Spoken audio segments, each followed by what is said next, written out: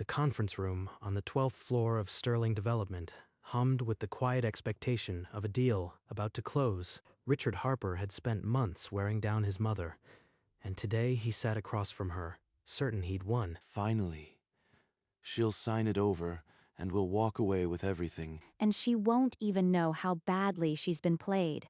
Dorothy Harper sat between them, her hands folded on the polished table, her gaze fixed on the door she'd been told she had to walk through. Then the door opened. The figure that stepped inside wore a tailored camel blazer and held a set of rolled blueprints. Richard's confident smirk vanished the instant he saw her face. Cynthia's jaw went slack, scandalized recognition spreading across her features. But Dorothy's lips parted, not in horror, but in dawning wonder, because standing where the buyer should have been was her granddaughter, Evelyn Harper, the CEO of Sterling Development. 6 months earlier, afternoon light filled Dorothy Harper's farmhouse kitchen, a room layered with decades of family meals and unspoken history. Mom, the property taxes are burying you. It's just not sustainable anymore. And let's be honest, at your age, managing all this land, it's dangerous. You could fall, and no one would know for hours. The moment she signs, we pocket the difference. Richard can't wait. 4 generations, Richard. Your father built that barn with his own hands.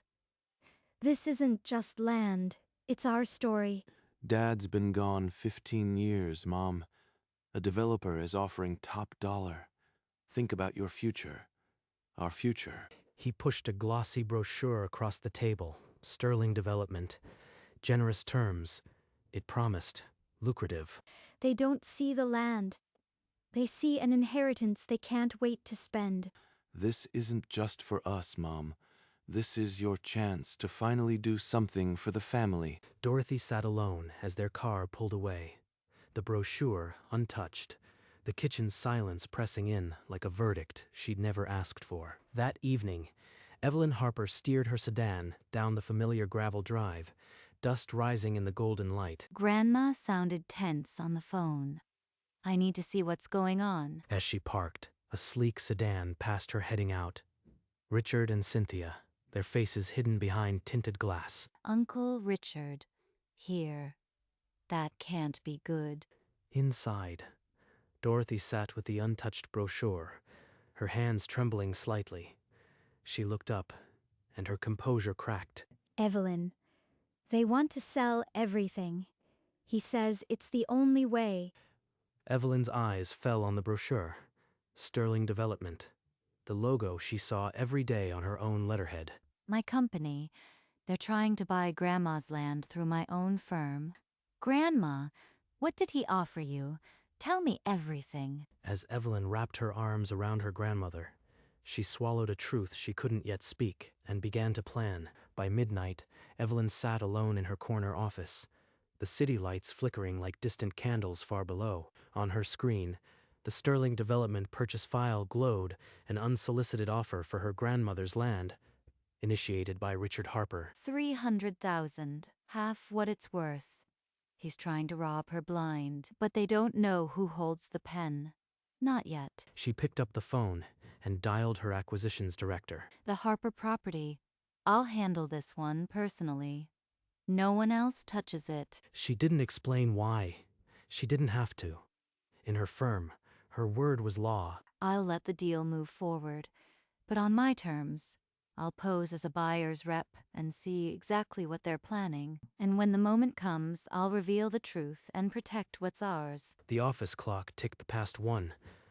A new kind of closing was in motion, now. One the Harpers never saw coming. The next morning, Evelyn found Dorothy on the farmhouse porch, a worn photo album open on her lap, and the land stretching before them like an unfinished story. See that tree line? Your great-grandfather planted those oaks the year the schoolhouse burned. I taught 30 children in that little building. I don't want to lose this house. But the back acreage, that could be something good again, if the right person built it. She just wants the legacy to continue. Not sold for scraps, preserved, with purpose. If I ever did sell, it would have to help this town. A community center, maybe. A place where kids could learn, like I used to teach them. Unseen. Evelyn's phone recorded the conversation, capturing every quiet wish her grandmother had never told the others. Grandma, no matter what happens, I promise you, this land won't be turned into something you'd be ashamed of. I know you'll watch out for this place. You are the only one who ever asked about the trees. As Evelyn walked the boundary line after lunch, she saw the land not as an asset, but as a promise waiting to be kept. A community center with her name on it, the homestead preserved. I can build this, and no one will stop me. 2 days later, Evelyn returned with a land planner, the morning sun sharpening every contour of the field like a living map. We'll set aside this entire section, the homestead, the old barn, that row of oaks untouched. The community center goes on that rise. Dorothy Harper Community Center. That's non-negotiable. Exactly the kind of development this town needs, and exactly what Grandma would want. The planner nodded, making notes, unaware the site's owner was still under siege by relatives wanting a quick, cheap sale. The residential units go here, market rate but mixed with affordable, and a daycare next to the center. Richard and Cynthia think they're outsmarting everyone. They have no idea who they're dealing with.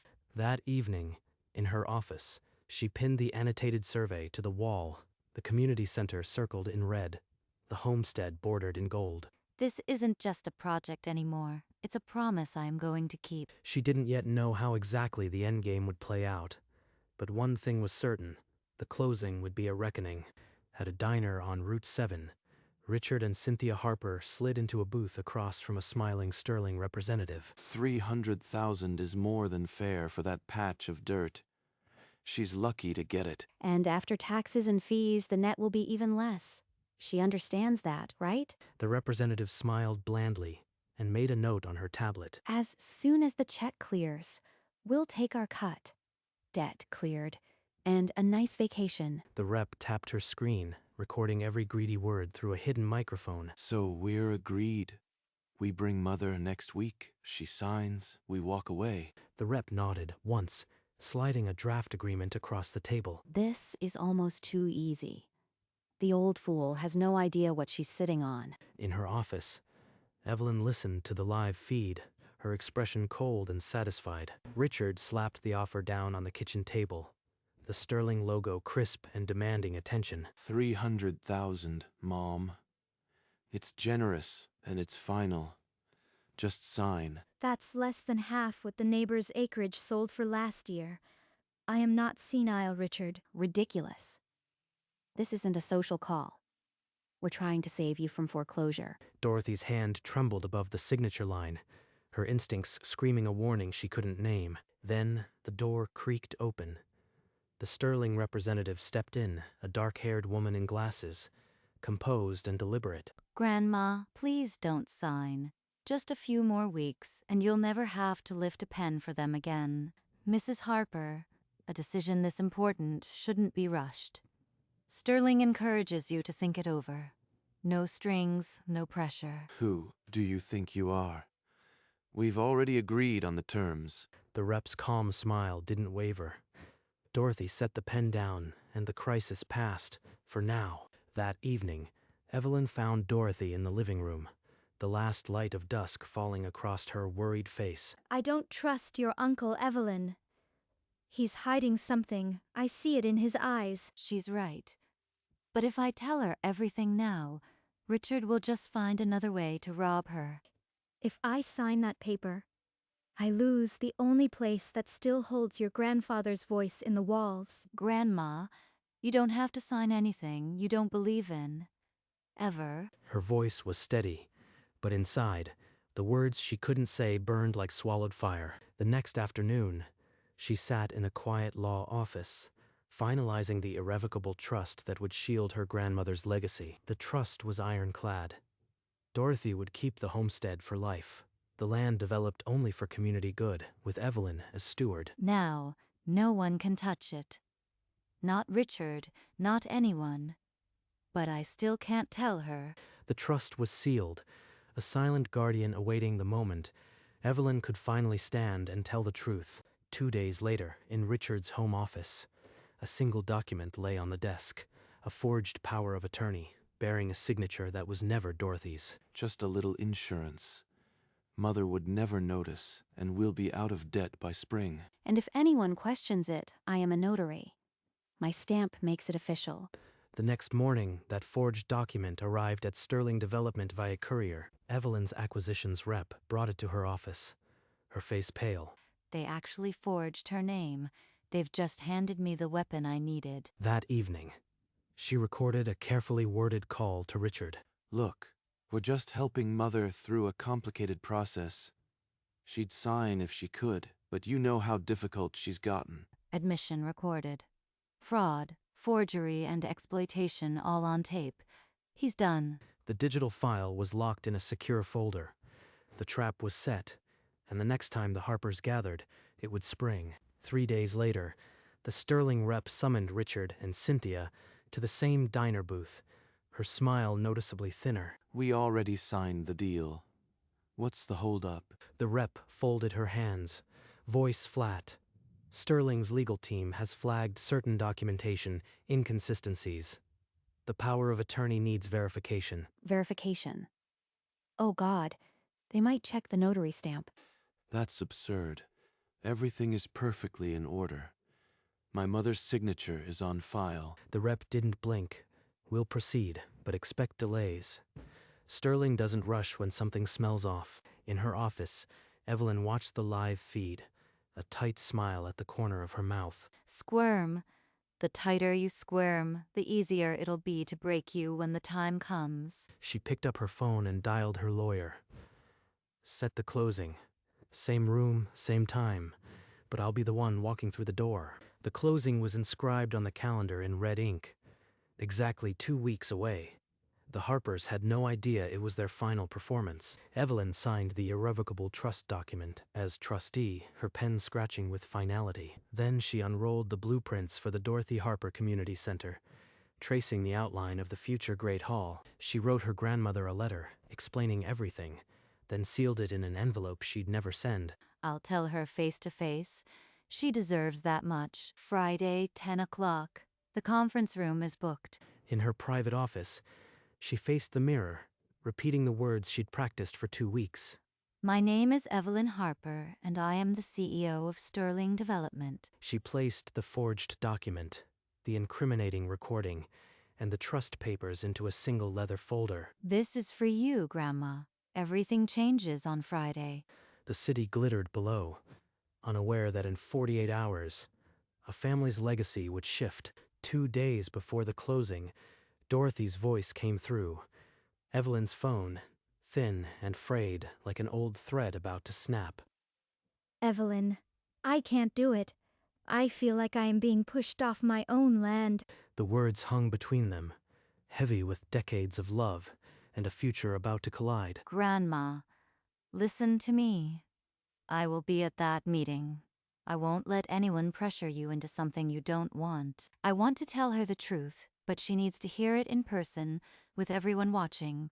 They'll have lawyers, and I am just an old woman who still sees her husband in every sunrise over that field. You are Dorothy Harper. This land runs in your veins, and I'll be right there beside you as your granddaughter, not as anyone else. A silence stretched, not empty, but full of the unspoken trust between them. I trust you, dear. I always have. Hold on, Grandma. In 2 days, everyone will know the truth. The morning of the closing, a sleek black sedan rolled up Dorothy's farmhouse, Richard and Cynthia inside, dressed like victors. This is just a formality, Mother. Sign the papers, and we'll all be better off. Not a single thing to worry about. The developer is ready to hand over the check. Why do they sound like they've already won?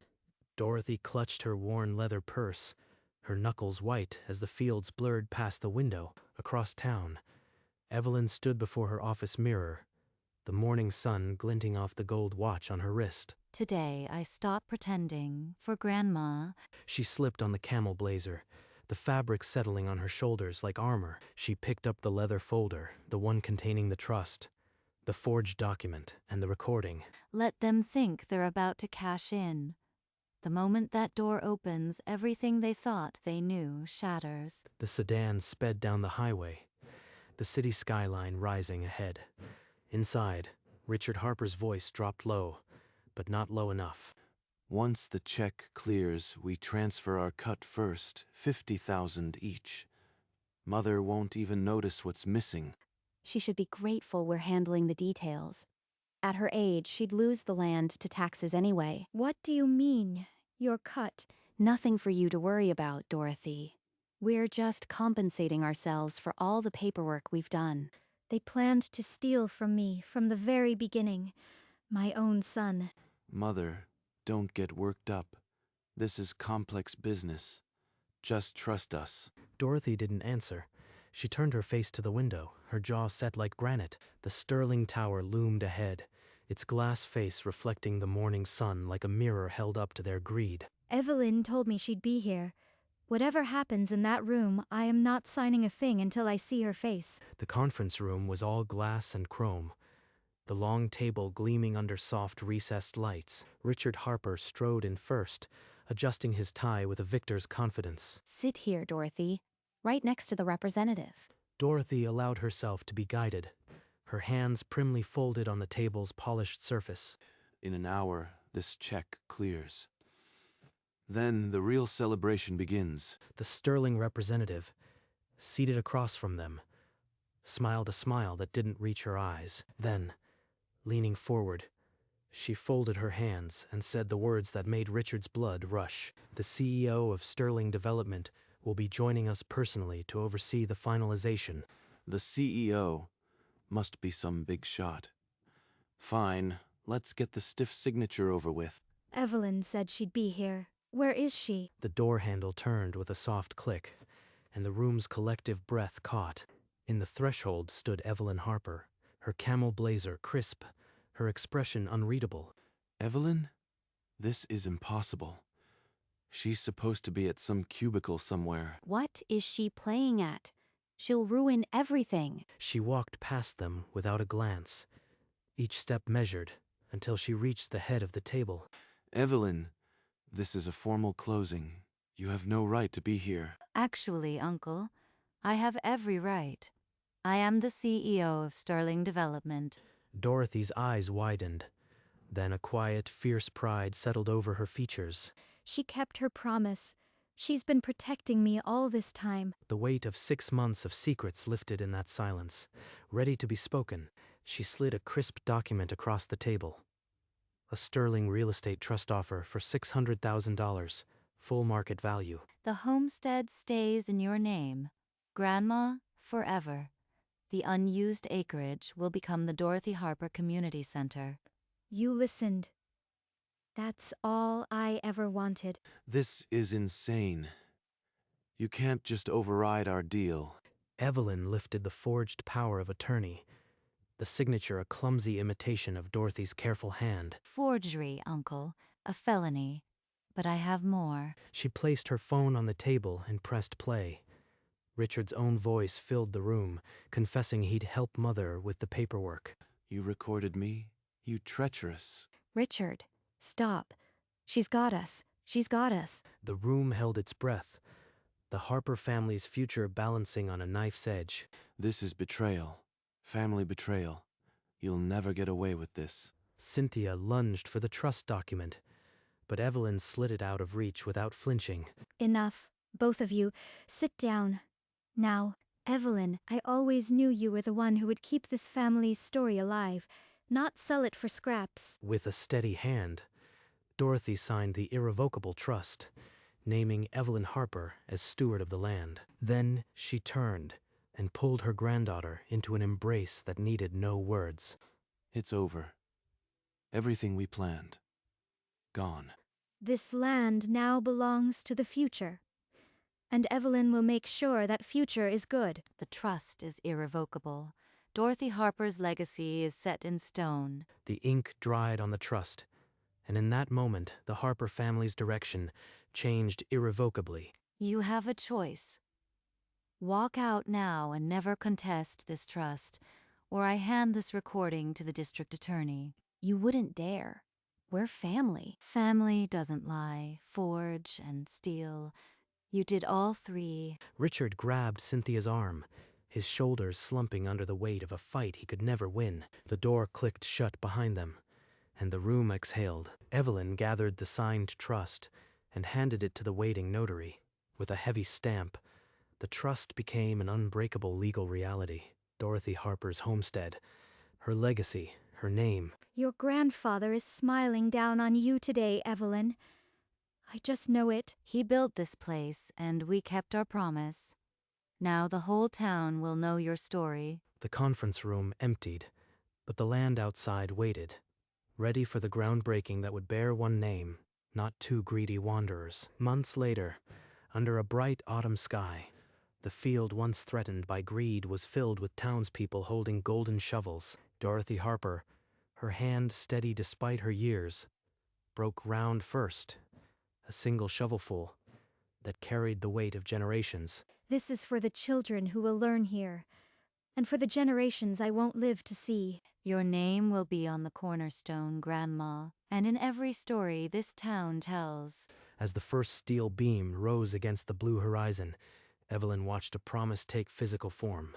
In the evenings, Dorothy still sat on the homestead porch, the blueprints of the community center placed beside her like a photo album. I used to think I'd lose this view.